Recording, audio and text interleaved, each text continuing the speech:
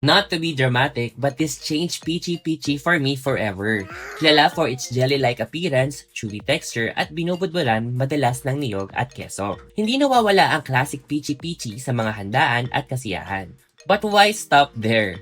For today's Fiesta Cafe video, bibigyan natin siya ng colorful glow-up. Gagawin natin itong Rainbow Peachy Peachy, multi-flavored at definitely worth scroll-stopping.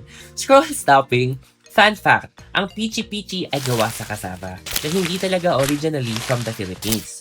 Dinala ito from Latin America noong Spanish colonization era. Eventually, naging staple siya sa Pinas dahil madali itong itanim at mabilis itong lumaki. Dahil dito, nagkaroon tayo ng Pinoy favorites tulad ng cassava cake, nilupak at marami pang iba na nagpapayaman sa ating Pinoy food culture.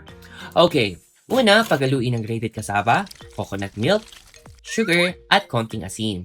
Mix hanggang smooth at well combined. Hatiin sa 4 parts, then lagyan ng flavor isa-isa. Ube, strawberry, pandan, at mango for that fun rainbow vibes.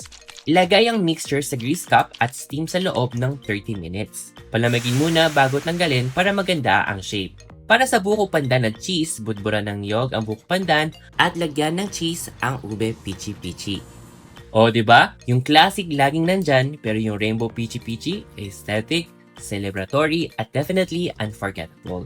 Watch out for our next Fiesta Cafe episode.